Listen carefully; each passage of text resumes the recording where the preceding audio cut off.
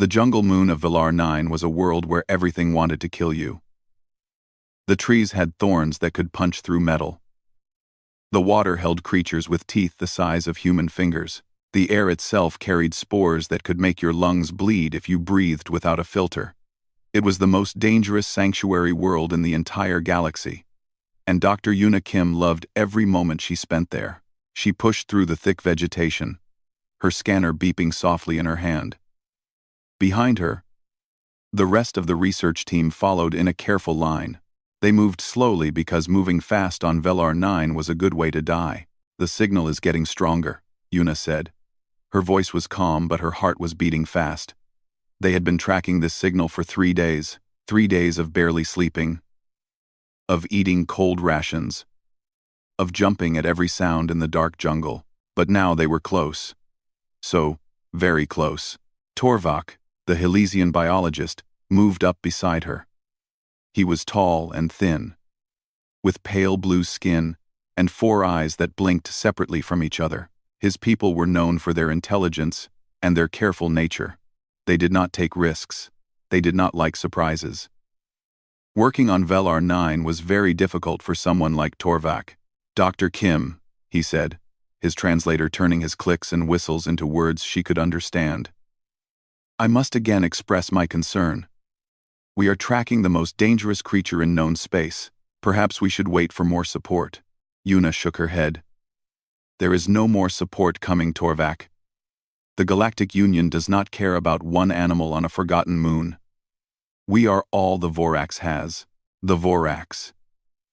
Even the name made Torvak's 4 eyes go wide with fear. In the long history of the galaxy, no creature had earned a more terrifying reputation. The Vorax was a predator that had evolved to hunt everything. It stood 12 meters tall when fully grown. Its scales could stop plasma fire. Its claws could tear through starship hulls. And its body could generate enough electricity to fry every system on a landing craft from 50 meters away. Long ago, when the first explorers found the Vorax homeworld, they thought they had discovered an empty planet. Then the Vorax found them. 3 ships, 47 crew members. None survived.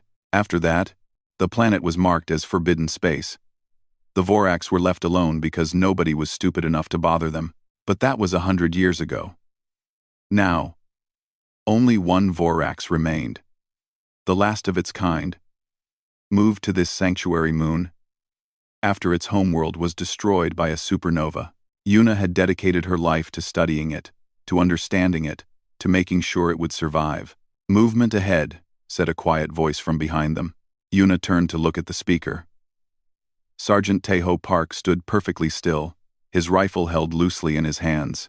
He was the human soldier assigned to protect their team. In the 3 months since he had joined them, Yuna had never heard him speak more than 10 words at a time. He was not unfriendly. He was just quiet. His eyes were always watching, always noticing things that others missed. "How far?" Yuna asked. 200 meters. Something big, not moving much." Yuna felt her stomach drop. Not moving much. That was not good. The Vorax was always moving. It was a hunter. It did not rest during the day. "Minji," Yuna called back. "Get the medical kit ready." Minji Cho was the team's medic and technician.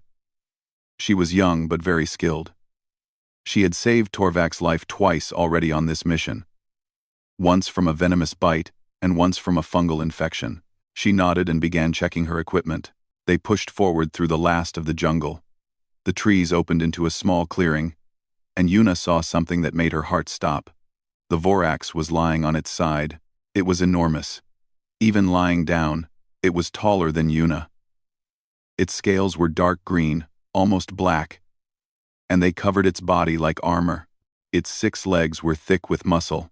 Its tail, normally held high like a weapon, was lying flat on the ground, and its eyes, those terrible golden eyes that had looked upon death 1,000 times, were half closed and filled with pain. "No," Yuna whispered. She ran forward before anyone could stop her. "Dr. Kim," Torvak shouted. "Stop! It could still kill you!" But Yuna did not stop. She ran to the creature's side and dropped to her knees. Up close, She could see the wounds. There were holes in the Vorax's scales, dozens of them, each one surrounded by black and purple flesh. The wounds were not from claws or teeth. They were from weapons. Neurotoxin rounds. Someone had shot the most dangerous creature in the galaxy with poison designed to shut down its nervous system. "Who did this to you?" Yuna said softly. She reached out and touched the creature's face. Its skin was cold. Too cold. The Vorax should have been warm, its body generating constant heat from its electrical organs, but the toxin was shutting everything down. The Vorax opened its eyes fully and looked at her. For a moment, Yuna saw something she had never seen in those golden eyes before. Fear. The galaxy's deadliest beast was afraid. "Minji, I need you here now," Yuna shouted. The medic ran over, her equipment bag bouncing against her hip. When she saw the wounds, her face went pale. "These are military-grade neurotoxin rounds. Someone came here to hunt it." "Poachers," Tejo said. He had moved to the edge of the clearing and was scanning the jungle with careful eyes. "The tracks are fresh. Maybe 6 hours old. Multiple attackers. They hit it hard, and then left." "Why would they leave?" Torvak asked. He was keeping his distance from the Vorax, his fear obvious. They did not want to risk fighting it while it was still strong. Tejo replied. "They shot it and ran. They are waiting for the toxin to do its work. Then they will come back. To harvest it." Yuna felt sick. Harvest it. She knew what that meant. The Vorax had organs that were worth billions of credits on the black market. Its bioelectric glands could power a small city. Its nerve clusters could be turned into weapons. Its heart was said to contain compounds that could extend life by decades. To poachers, the Vorax was not a magnificent creature. It was just parts waiting to be sold. "Can we save it?" Yuna asked Minji. The medic was already working, pressing scanners against the creature's body. "I do not know. The toxin is very advanced. I have never seen anything like it. If we had a full medical facility, maybe. But out here?" She shook her head. "I can slow it down. I can give it more time, but I cannot cure it." "Then slow it down," Yuna said. "Give it time. I will not let it die." Torvak made a sound of frustration. "Dr. Kim, please be reasonable. This creature is dying. The poachers are coming back. We should leave now and report this to the authorities." "The authorities will do nothing," Yuna snapped. "They never do anything. They will write a report and file it away and pretend they care while the last Vorax in the universe rots in this jungle." She stood up and faced the Helesian directly. "I am not leaving. If you want to go, go. I will not stop you."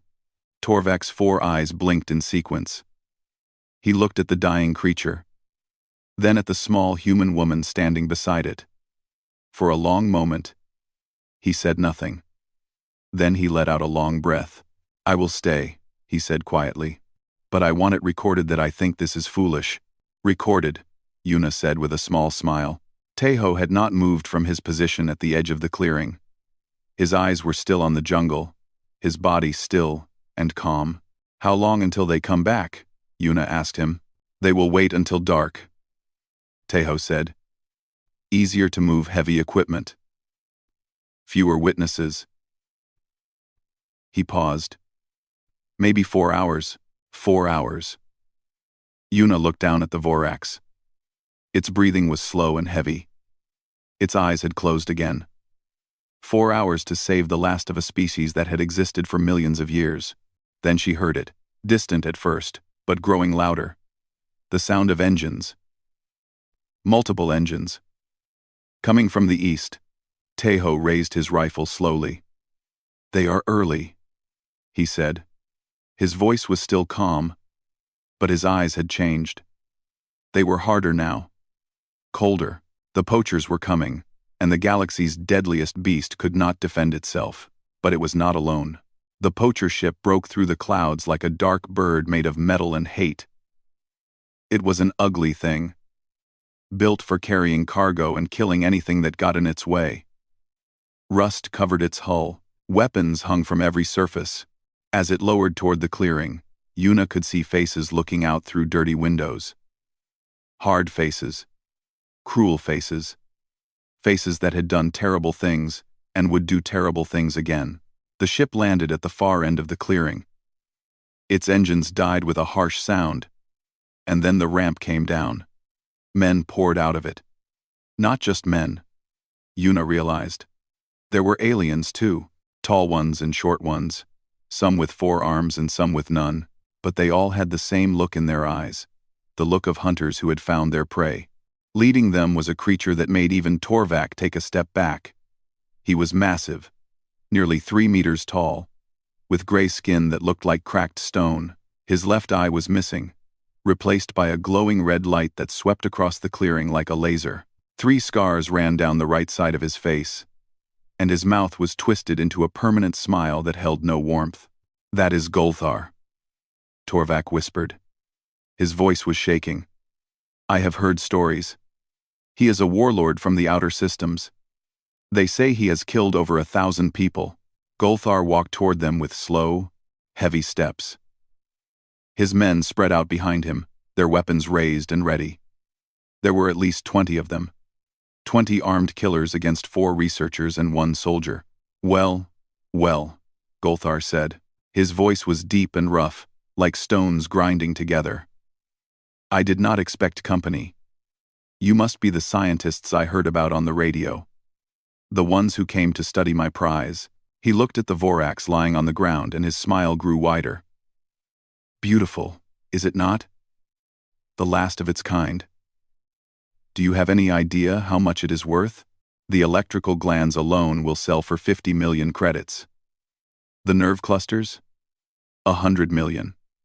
And the heart?" He laughed. And it was an ugly sound. "The heart will make me richer than most planetary governments." Yuna stepped forward. Her legs were shaking, but she made herself stand tall. "This creature is protected by galactic law.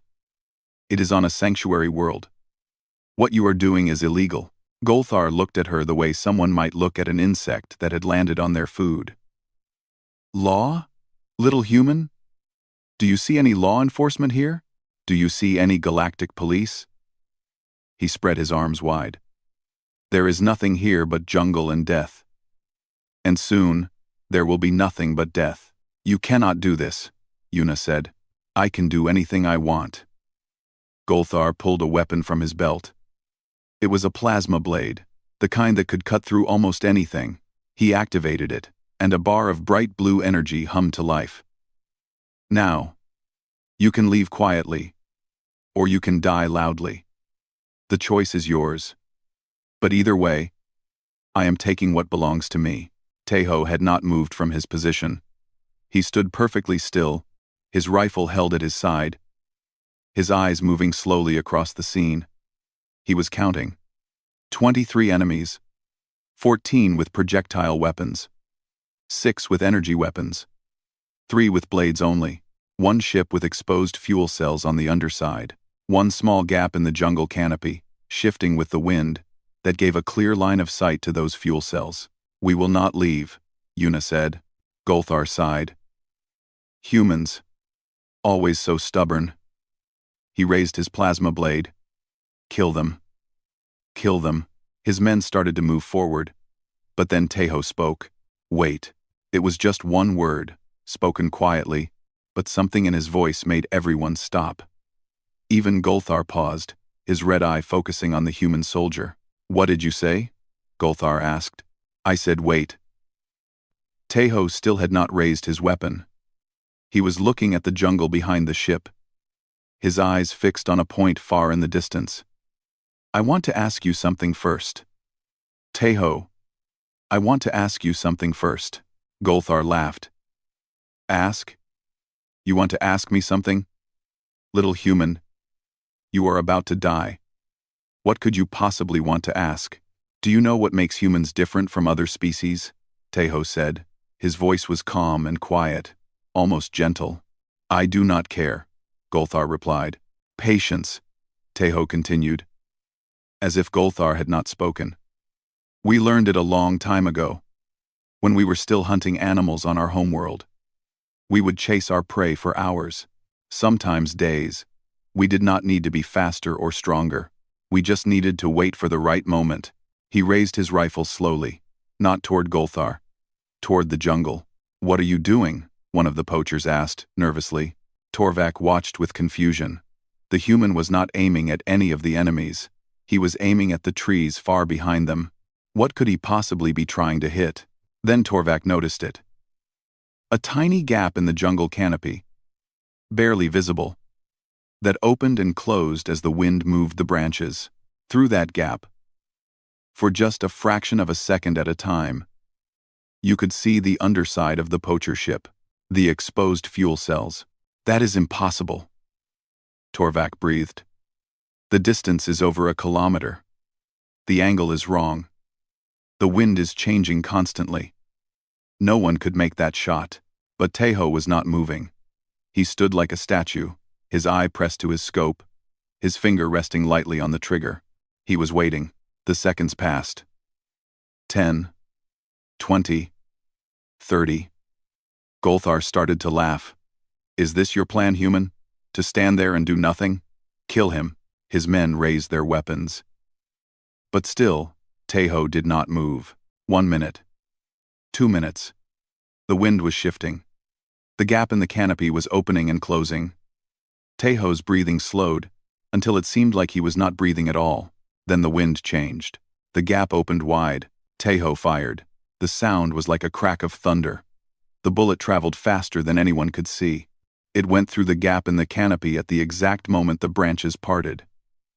It crossed over a kilometer of jungle in less than a second, and it hit the exposed fuel cell of the poacher ship exactly where it would cause the most damage. The ship exploded. The blast was enormous. A ball of fire rose into the sky, sending pieces of burning metal flying in all directions. The poachers at the back of the group were thrown to the ground by the force of it. Those closer to the ship caught fire and started screaming. For a moment, everything was chaos. Men were running and shouting. Smoke filled the air. Nobody knew what had happened or where the attack had come from. Except Tejo. He was already moving. His rifle came up and fired. 1 shot. 1 poacher fell. He moved to the left. Fired again. Another poacher fell. He was not fast. He was not flashy. He was just efficient. Every shot found its target. Every target went down.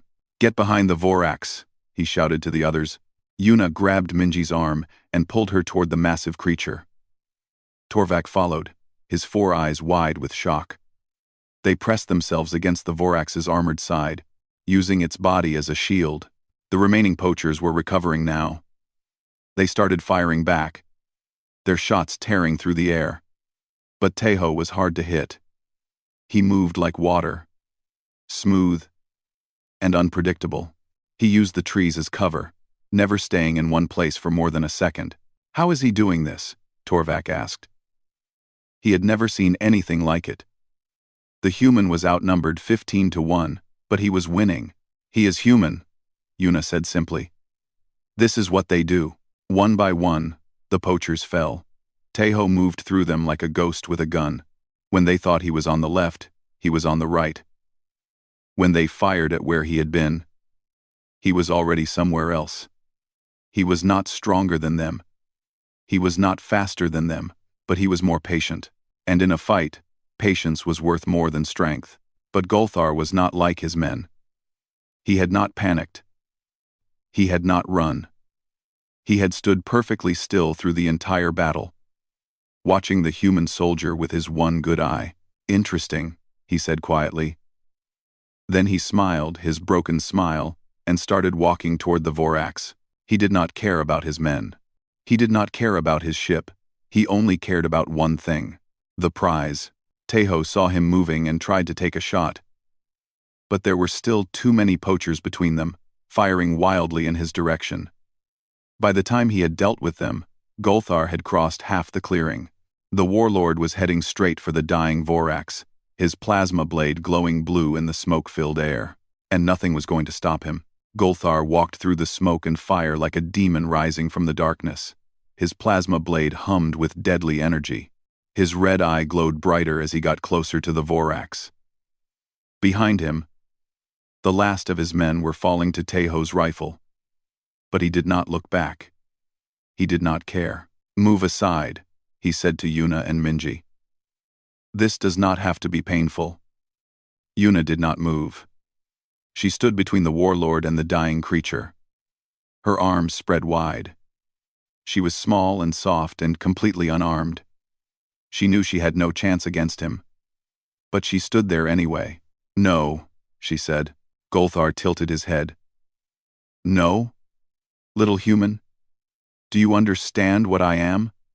I have killed soldiers. I have killed warriors. I have killed people 10 times stronger than you. What makes you think you can stop me?" "I cannot stop you," Yuna admitted. "But I can slow you down," Golthar laughed. It was a cold, empty sound. "Slow me down? Why would you do that? Why would you risk your life for an animal?" "Because it is the right thing to do." The warlord stared at her for a long moment. Then he shook his head. "Humans are strange creatures. You fight for things that cannot fight for you. You die for things that do not care if you live." He raised his plasma blade. "But if you want to die, I will help you." He swung the blade down, but it never reached Yuna. Taeho appeared from nowhere. He moved faster than Yuna had ever seen him move. He grabbed her and threw her to the side, putting himself between her and the warlord. The plasma blade missed Yuna by inches and cut a burning line through the air. Golthar smiled. "Ah, the sharpshooter. I was hoping you would come." Taeho did not answer. He raised his rifle, but Golthar was faster. The warlord's massive hand shot out and grabbed the barrel. He twisted, and the weapon broke in half like a toy. "No more guns," Golthar said. "Now we fight like real warriors." He swung his blade again. Taeho ducked under it, the blue energy passing so close to his head that he could feel the heat. He came up with his fist and hit Golthar in the ribs. It was a solid punch, strong enough to break bones in a normal person. Golthar did not even move. "Is that all you have?" the warlord asked. He kicked Taeho in the chest. The human flew backward and crashed into a tree. He hit so hard that the bark cracked. Pain exploded through his body. He was sure that something had broken, but he got up. Golthar watched him rise with curiosity. Interesting. Most species would stay down after that. Taeho did not waste breath on words. He charged forward, ducking under another swing of the plasma blade. He got inside Golthar's reach and hit him again and again. In the face, in the throat, in the joints where the armor was weaker. Each punch was perfectly placed, finding the spots that would cause the most damage. But Golthar was not a normal enemy. His stone-like skin absorbed the blows. His body was built for war. He grabbed Taeho by the arm and threw him across the clearing like he weighed nothing. Taeho hit the ground hard and rolled. Blood was running from a cut above his eye. His left arm was hanging at a strange angle. But he got up. He always got up. Torvak watched from behind the Vorax, his 4 eyes wide with disbelief. Why does he keep fighting? He cannot win. His body is breaking. Because he is human, Minji said softly. She was working on the Vorax, trying to keep it alive. But her eyes kept going to the battle. Humans do not stop fighting just because they are losing. But that is not logical, Torvak protested.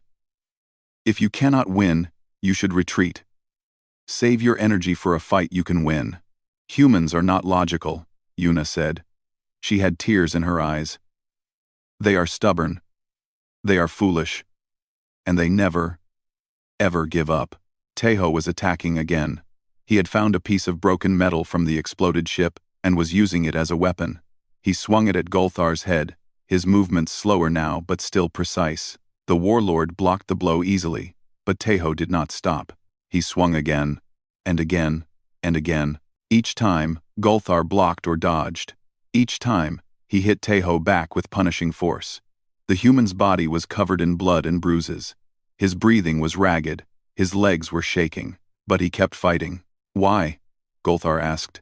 He was not even breathing hard. The fight had been nothing to him. Why do you keep getting up? You cannot win. You know this. Your body knows this. Why do you not just accept death? Teho spit blood onto the ground. Because, he said, his voice rough and broken, there is something behind me worth protecting. Golthar looked past him at the Vorax. The massive creature was barely alive, its golden eyes watching the fight with dim awareness. That thing. It is a monster. It has killed thousands. Why would you die for a monster? Because right now, Teho said, you are the monster. And I do not let monsters hurt things that cannot defend themselves. He attacked again. This time, Golthar did not just block. He caught Teho's arm and twisted. The crack was loud enough for everyone to hear. Teho screamed, but he did not fall. He headbutted Golthar instead, hitting the warlord in the face with all the strength he had left. Golthar stumbled back, actually surprised. A thin line of dark blood ran from his nose. You made me bleed, Golthar said slowly. Do you know how long it has been since someone made me bleed? He dropped his plasma blade and grabbed Teho by the throat with both hands. He lifted the human off the ground, squeezing until Teho could not breathe. I was going to make this quick, Golthar said. Now I will make it slow. Teho hung in the warlord's grip, his feet kicking uselessly in the air. His face was turning purple.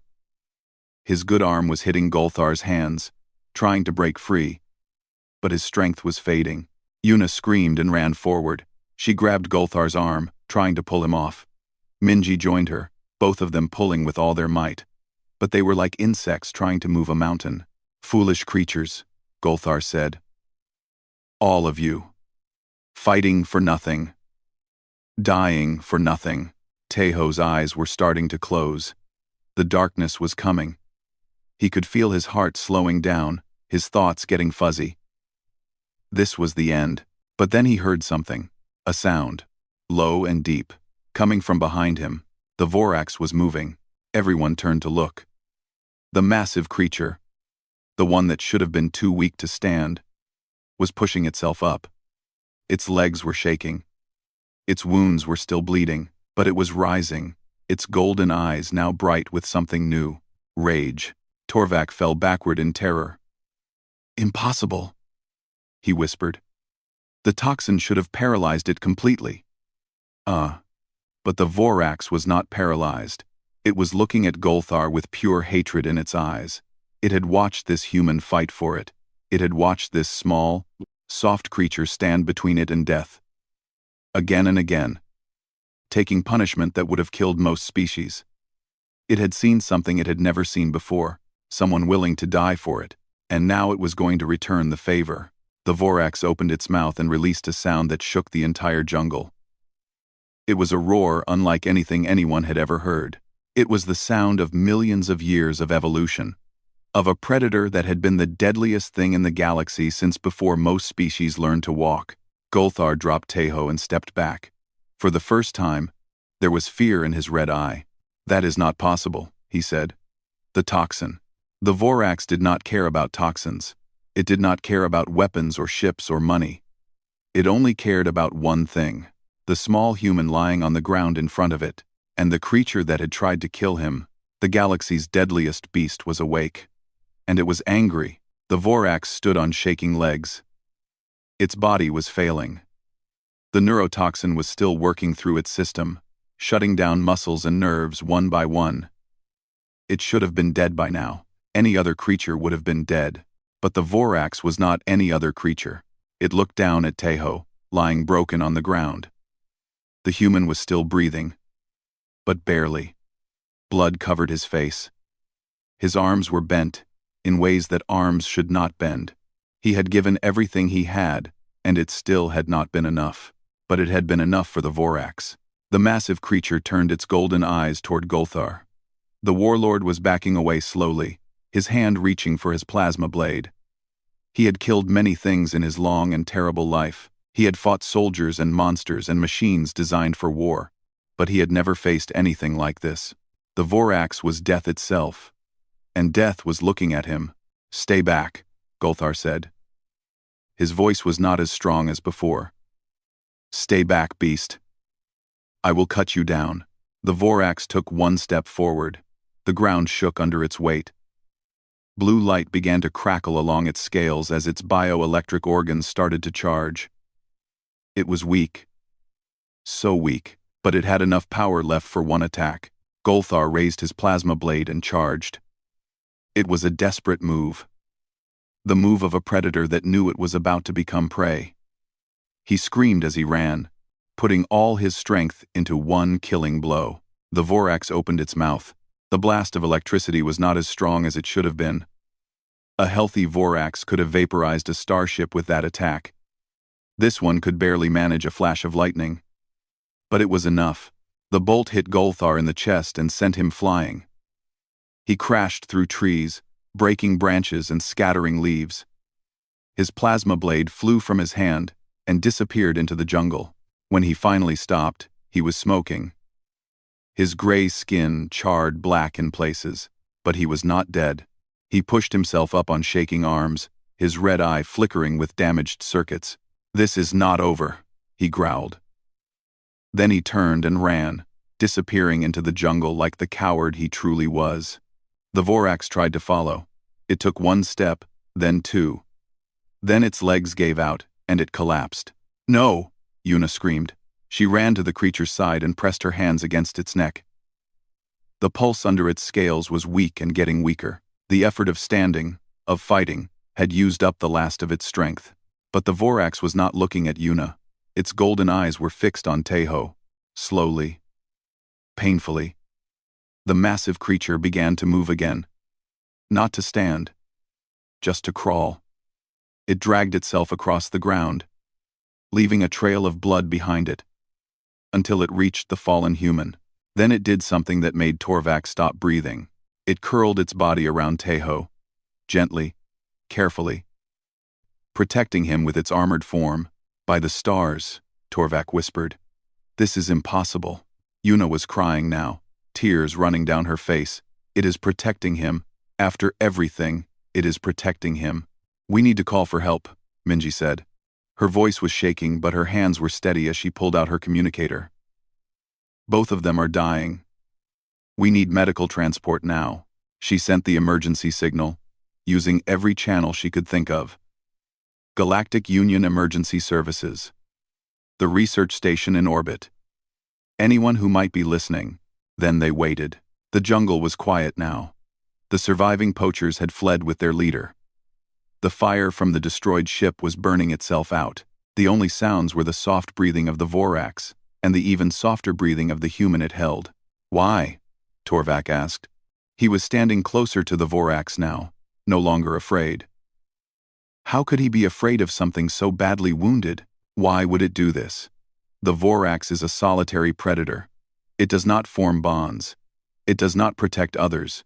"Maybe we were wrong about it," Yuna said. She was sitting next to the creature's head, stroking its scales gently. "Maybe we were wrong about a lot of things." Minutes passed, then hours. Minji worked constantly, moving between the Vorax and Tejo, doing everything she could to keep them alive. She gave them medicine. She bandaged wounds. She talked to them softly, even though neither of them could probably hear her. "Come on," she kept saying.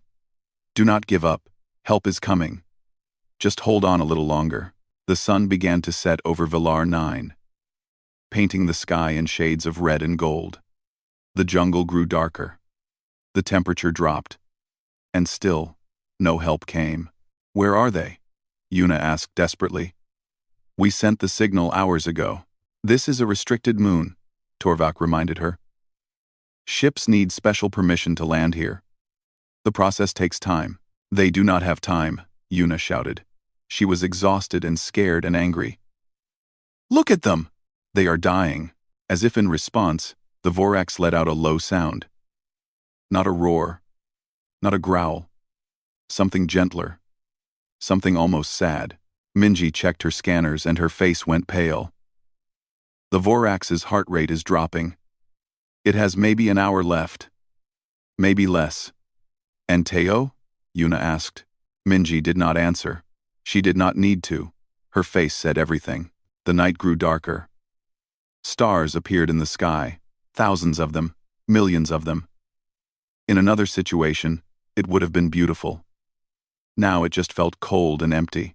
Then Yuna heard it. A distant sound. Growing louder. Engines. She looked up and saw lights in the sky. Not one ship. Not two. But dozens. They were descending through the clouds like a swarm of fireflies.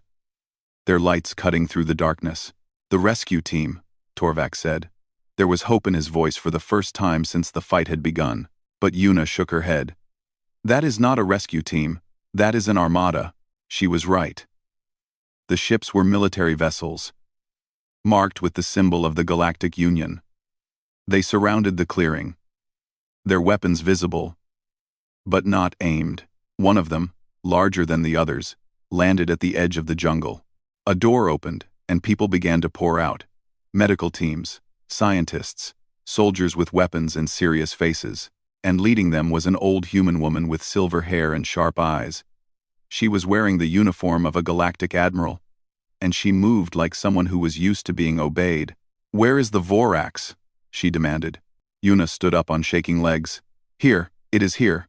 But you need to help them both, the creature and the soldier." The admiral looked at the scene in front of her. The massive beast curled around the broken human. The blood on the ground. The destruction everywhere. Her face did not change expression. "Get the medical teams in there," she ordered.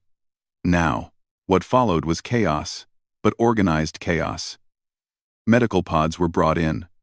Scanners were activated. People shouted orders and ran in all directions. But through it all, one problem remained. The Vorax would not let anyone near Teho. Every time a medic tried to approach the human, the creature would growl. Not loudly. It did not have the strength for loud, but the meaning was clear. "Stay back. We need to sedate it," one of the medics said. "If we do not treat the human soon, he will die." They brought out a sedation gun. But before they could use it, the Vorax's eyes opened wide. It looked at the weapon, then at Yuna. And in that golden gaze, Yuna saw something she understood. "Wait," she said. She walked forward slowly, her hands raised. "Let me try something." She approached the Vorax and knelt beside its head. "I know you are protecting him," she said softly. "I know you are scared. But these people are here to help. They want to save him. They want to save both of you." The Vorax stared at her. "Please," Yuna whispered. "Trust me. Let them help." For a long moment, nothing happened. Then, slowly, the Vorax uncurled its body. Just a little. Just enough to let the medics through. They rushed in immediately. Teho was loaded onto a medical pod and rushed toward the ship. The Vorax watched him go, its eyes never leaving the small human, until he disappeared inside. Then, and only then, did it allow itself to be sedated. As the creature's eyes closed, Yuna could have sworn she saw something in them. Not fear, not anger, hope. The galaxy's deadliest beast had learned something new today. It had learned that sometimes, the smallest creatures could be the bravest. And that, not every fight was fought alone. The medical ships took off one by one, carrying their precious cargo toward the stations above. Yuna watched them go. Torvak and Minji standing beside her. "Will they survive?" Torvak asked quietly. "I do not know," Yuna admitted. "But I hope so. I really, really hope so." Somewhere in the darkness of space, in two separate medical bays, a human and a creature fought for their lives. Neither of them knew what the future held, but both of them knew they were not alone anymore. The machines beeped steadily in the medical bay. Bright lights shone down on the operating table where Teho lay, his body covered in wires and tubes. Doctors from a dozen different species worked on him, their hands moving fast, their voices calm but urgent. His heart had stopped twice during the flight up from Velar 9. Both times, they had brought him back. Now they were trying to fix the damage that Golthar had done. Broken ribs, collapsed lung, internal bleeding, fractured skull. The list went on and on. "He should be dead," one doctor said to another. "By every medical standard I know, this human should have died an hour ago." "But he is not dead," the other replied. "Humans are strange. Their bodies break easily, but they do not give up easily." In the next medical bay, Separated by a wall of thick glass, the Vorax lay on a specially built platform. It was awake now, but barely. The neurotoxin had been neutralized, but the damage it had done would take months to heal. Maybe years. But it was not looking at the doctors working on it. It was looking through the glass at the small human in the next room. Yuna sat in the observation area above both medical bays, watching everything. She had not slept in 32 hours. Her clothes were still covered in dirt and blood. But she could not leave. She had to know. Minji came up behind her and put a hand on her shoulder. "You need to rest." "I cannot," Yuna said. "Not until I know they are going to be okay. The Vorax is stable. The doctors say it will recover fully." "And Taeho?" Minji was quiet for a moment. "They are doing everything they can." It was not an answer. They both knew it. Hours passed. The operation continued. Yuna watched through heavy eyes as the doctors worked. Replacing blood, repairing organs, putting bones back together. Human medicine had come a long way since the early days of space travel. They could fix almost anything now. Almost. Then, suddenly, alarms started going off. Red lights flashed. Doctors started moving faster. Their calm voices becoming urgent. "We are losing him." Heart rate dropping. "Get the defibrillator." Yuna pressed her hands against the observation window. "No," she whispered. "No, no, no." In the next bay, the Vorax lifted its head. Its golden eyes went wide. It could not see what was happening. But somehow, it knew. It let out a sound. A low, mournful cry that echoed through the medical station. The doctors worked frantically. They shocked Taeho's heart once, twice, 3 times. Nothing. "Come on," Yuna begged. Tears were running down her face. "Come on, Taeho. You did not fight this hard just to give up now." The Vorax's cry grew louder. It was trying to move, trying to get up, but it was too weak. It could only watch as the small human who had saved its life slipped away. 4 minutes. 4 minutes with no heartbeat.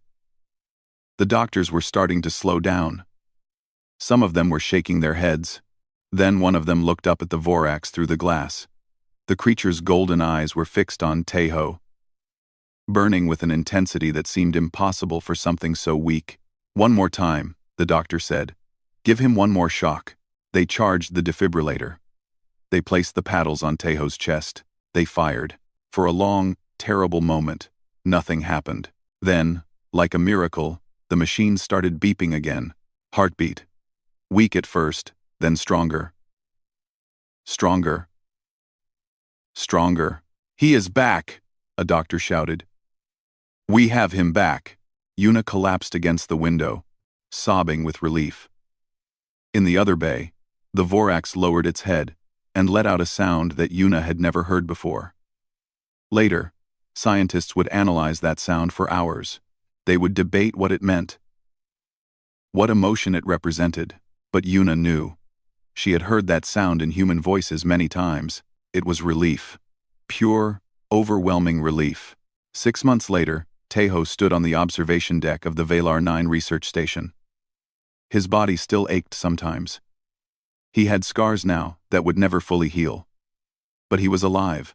Against all odds, he was alive. Through the window, he could see the moon below. Green, and wild and deadly. Somewhere down there, in the depths of that jungle, the Vorax was living its life again. Hunting, sleeping, being what it was meant to be. But something was different now. The researchers had noticed it almost immediately. The Vorax never strayed far from the sector where the station orbited. It would wander for days, hunting and exploring, but it always came back to the same area.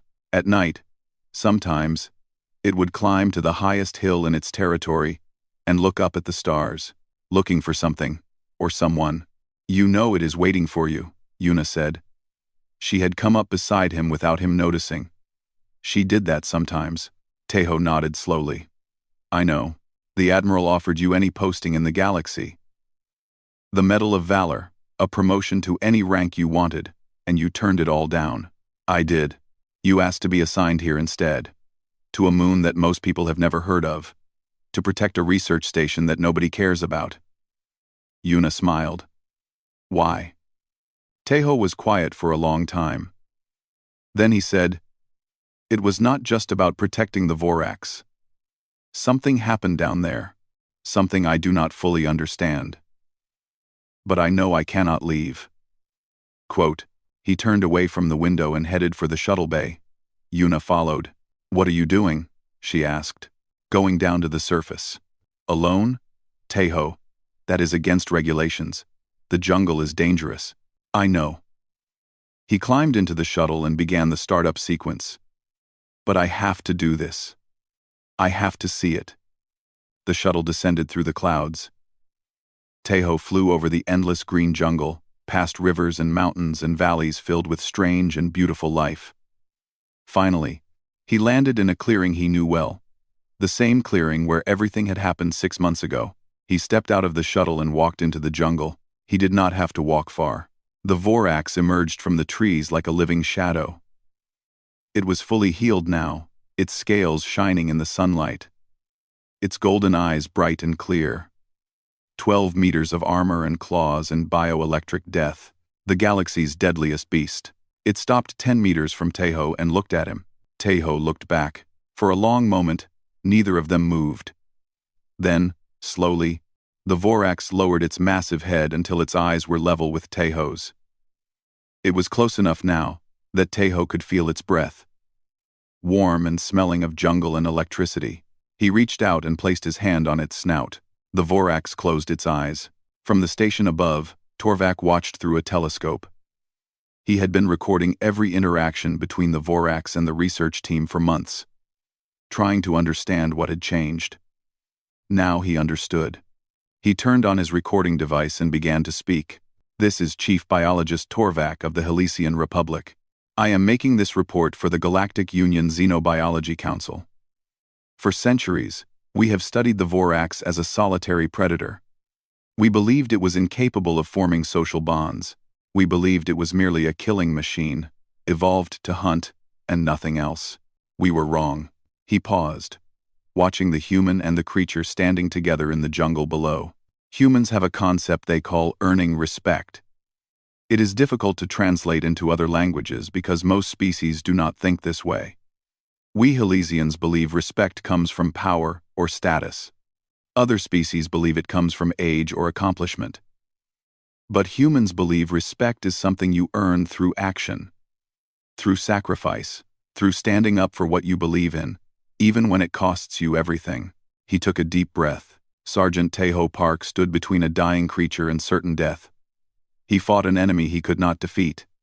He gave his body and nearly his life to protect something that should have been his enemy, and in doing so, he earned something that no one in galactic history has ever earned before. He earned the loyalty of the Vorax. Below, Teho and the Vorax sat together in the clearing as the sun began to set. The human had brought food, simple things from the station. The Vorax did not need to eat yet. It had hunted just yesterday, but it stayed anyway, just to be near him. Torvak continued his report. We spent centuries classifying humans as persistence predators. We noted their endurance, their patience, their strange refusal to give up, even when the odds were impossible. We thought these traits made them dangerous. We failed to understand what truly makes them exceptional. He watched Teho lean against the Vorax's side, the massive creature curling its tail around him protectively. 2 predators. 2 survivors. 2 friends. It is not their endurance or their aim. It is their capacity to look upon a monster and see something worth saving. They do not see enemies or threats or obstacles. They see potential. They see hope. They see the possibility of connection, where others see only danger. The sun sank below the horizon. The stars came out, filling the sky with light. The jungle grew quiet around the human and the beast. And somehow, Torvak concluded, impossibly, the monsters see it too. He turned off his recording and looked up at the stars. Somewhere out there, billions of species were living their lives, fighting their wars, building their empires. Most of them had never heard of Earth or humans, or a soldier named Tejo, but someday they would. Because this was not just the story of a man and a beast. It was the story of what happens when the smallest hand reaches out to the largest creature. It was proof that compassion was not weakness. That protecting something was not foolishness. It was strength, the greatest strength of all. On the moon below, the galaxy's deadliest beast and the human sharpshooter sat together in the darkness. They did not need words. They did not need anything at all. They just needed each other. And for the first time in millions of years, the Vorax was not alone. Neither was Tejo.